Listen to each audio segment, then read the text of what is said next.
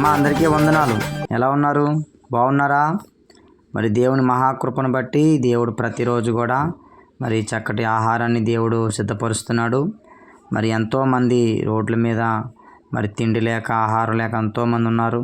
మరి దేవుడు మీ పట్ల ఎంతో మరి కృప కలిగి ప్రేమ కలిగి మరి చక్కగా ప్రతిరోజు కూడా చక్కటి ఆహారాన్ని మరి దేవుడు సిద్ధపరుస్తున్నాడు.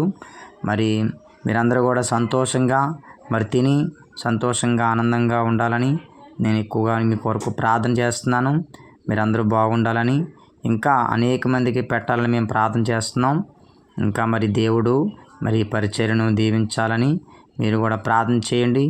అందరూ కూడా మరి ఈ సమయంలో కళ్ళు మూసుకోండి అమ్మా, మనము ప్రార్థన చేసుకుందాం. మహాపరిశుద్ధుడా, మహోన్నతుడా, దయగల తండ్రి, కృపగల దేవానికి స్తోత్రాలు ప్రభువా.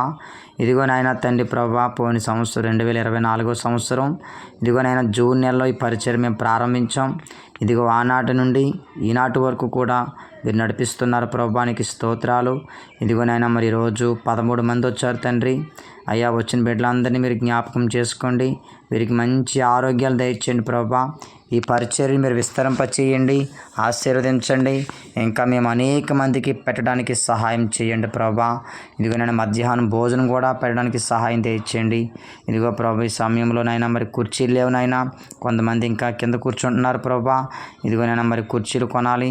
ఇదిగో ప్రభా, అలాగే మధ్యాహ్నం భోజనం పెట్టాలి. ఇదిగో ఇంకా నాయన తండ్రి ఒక 30 మందికి కానీ 50 మందికి అయినా మేము ప్రతిరోజు ఉదయం టిఫిన్ పెట్టాలని మేము ప్రార్థన చేస్తున్నాం తండ్రి.